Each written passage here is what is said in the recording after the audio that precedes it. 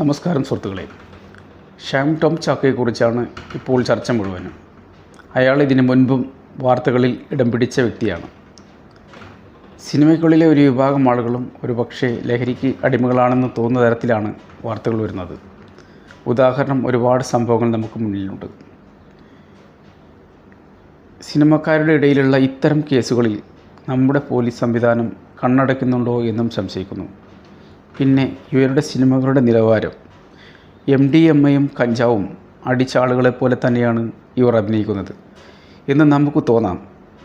അത് യാഥാർത്ഥ്യം ആണെന്നുള്ള വാർത്തകളാണ് നമുക്ക് കാണേണ്ടി വരുന്നത്.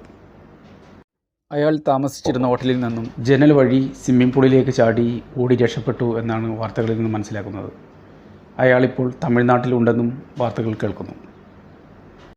ഇതുപോലുള്ള ലഹരി ഭ്രാന്തന്മാരെ സിനിമയ്ക്കുള്ളിൽ നിന്നും സഹപ്രവർത്തകർ തന്നെ ചവിട്ടി പുറത്താക്കേണ്ട സമയം അതിക്രമിച്ചില്ലേ?